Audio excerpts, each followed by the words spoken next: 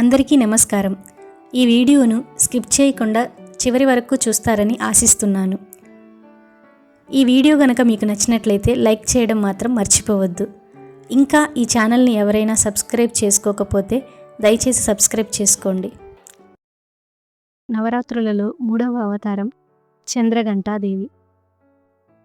ఆమె రూపం శౌర్యం, ధైర్యం, శత్రు సంహారానికి ప్రతీక. ఆమె భక్తులకు రక్షణనిచ్చే యోధురాలుగా నిలుస్తుంది. చంద్రఘంట అవతారాన్ని ఆరాధిస్తే ధైర్యం, సమతుల్యత, కీర్తి లభిస్తాయని పురాణాలు చెప్తున్నాయి. ఆమె రూపాన్ని ఇలా వర్ణించవచ్చు. చంద్రఘంటాదేవికి 10 చేతులు కలిగి ఉంటాయి. ప్రతి చేతిలో అస్త్రశస్త్రాలు ఉంటాయి. ఖడ్గం, త్రిశూలం, గద, ధనస్సు, శంఖం, కమండలం, పద్మం, కంఠసూత్రం. ఆమె వాహనం సింహం. ముఖం అత్యంత శాంతమయమైనదే అయినా కోపంతో శత్రువులను భయపెట్టే ఉగ్రత కలిగి ఉంటుంది.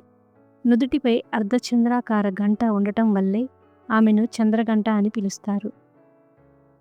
పార్వతీదేవి శివుణ్ణి వివాహం చేసుకున్న తరువాత ఆమె కొత్త శక్తి రూపాన్ని పొందింది. ఆమె శివుడి సతీమణిగా జగతిని రక్షించే శక్తిగా అవతరించింది. ఒకసారి రాక్షసులు దేవతలను, ఋషులను వేధించడం మొదలుపెట్టారు.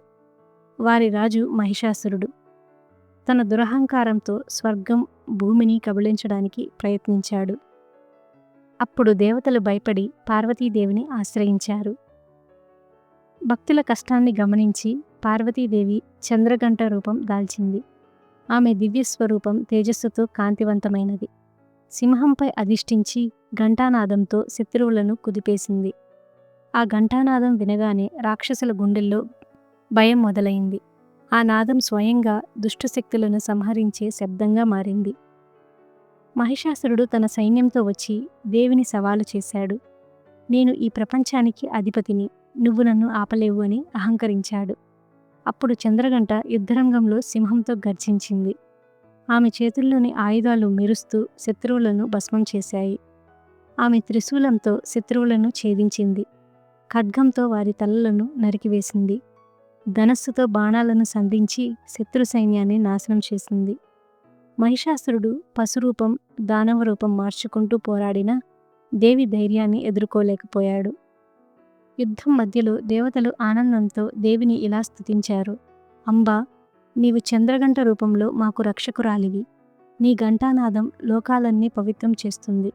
శత్రువులను సంహరించే యోధురాలివి. మమ్మల్ని ఎల్లప్పుడూ కాపాడుగాక. ఆ స్తోత్రాలు విన్నప్పుడు దేవి మరింత శక్తిని ప్రదర్శించింది. ఆమె ఉగ్రరూపం చూసి రాక్షసులు పారిపోవడం ప్రారంభించారు. ఈ చంద్రఘంటాదేవి అవతారం మనకు తెలియజేసేది ఏంటంటే, ధైర్యం లేకుండా జీవితం అసంపూర్ణం. అన్యాయం ఎదురైతే మౌనంగా ఉండకూడదు, దానికి ప్రతిఘటన అవసరం. ఉగ్రత సరైన దిశలో వాడితే అది రక్షణకారి శక్తిగా మారుతుంది. ఈ అవతారం మనలో ఆత్మవిశ్వాసం, ధైర్యం, పోరాట స్ఫూర్తిని నింపుతుంది. ఈ నవరాత్రి 3వ రోజున భక్తులు చంద్రఘంటాదేవిని ఇలా ఆరాధిస్తారు. ఎరుపు రంగు పూలు, దూర్వ, కపిల గింజలు సమర్పిస్తారు. శత్రు సంహారం కోసం, చెడు శక్తుల నుంచి విముక్తి కోసం ప్రార్థనలు చేస్తారు. ఈ రోజున పూజ చేస్తే భక్తులకు మానసిక శాంతి, ధైర్యం, సాహసం లభిస్తాయి అని నమ్ముతారు. చంద్రఘంటాదేవి ఆశీస్సులు ఉంటే ఎటువంటి శత్రువైనా మనపై గెలవలేడు. మనలో సింహ స్వభావం పెరుగుతుంది. ఈ 3వ రోజు పూజింపబడే చంద్రఘంట రూపం మనకు రక్షకురాలిగా, శత్రువులను సంహరించే యోధురాలిగా నిలుస్తుంది. ఈ వీడియో గనక మీకు నచ్చినట్లయితే ఈ ఛానల్ను తప్పకుండా సబ్స్క్రైబ్ చేసుకుంటారని ఆశిస్తున్నాను. Thanks for watching. Please like, share and subscribe to this channel.